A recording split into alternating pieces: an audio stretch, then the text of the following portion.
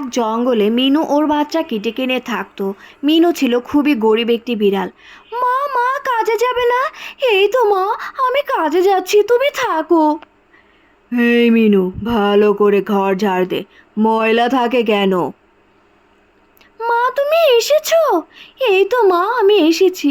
আমার খুব খিদে পেয়েছে মা, কিন্তু আজ তো খাবার আনতে পারিনি মা। কাল খাস, আজ ঘুমিয়ে পড়। পরদিন সকালে মিনু সিংহের বাসায় কাজে গেল। ও সিংহকে অনেক ভয় পেত। কাজ করলো, কিন্তু ওর মনে অনেক কষ্ট ছিল, কারণ সামনে ঈদ ও ওর বাচ্চাটাকে কিছুই কিনে দিতে পারেনি। মা আমাকে ঈদে কিছু দিবে না? হ্যাঁ দিব মা। এই নে মা, এখন ভাত খা।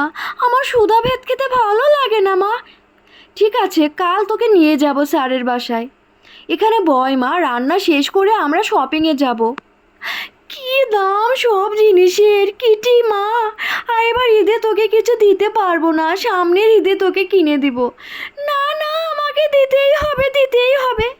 আমি কিচ্ছু খাবো না, তুমিই খাও, আমাকে ঈদে কিছু কিনে দিতেই হবে। পরদিন সকালে সিংহ সকল পশুকে ডাকলো। এই জঙ্গলের সব পশুকে আমি ঈদে কিছু কিনে দিতে চাই। তোমরা যাও, ইচ্ছা মতো শপিং করে নিয়ে আসো। একটি পশুও যেন বাদ না যায়, সকল পশুকে আমি গিফট দিব। এই নাও পান্ডা, এই নাও বানি, গরু তুমিও নাও, ঈদের দিন অবশ্যই পরবে। এই নে মিনু, তুই আর তোর বাচ্চা অবশ্যই ঈদের দিন এগুলো পরবি। মা দেখেছো সিংহ মামা কত ভালো, অনেক ধন্যবাদ সিংহ মামা আপনাকে। এরপর জঙ্গলে ঈদ এলো, সবাই অনেক খুশি ছিল। বাঘ মামা দেখো আমার জামাটা কেমন হয়েছে, সব সিংহ মামা দিয়েছে।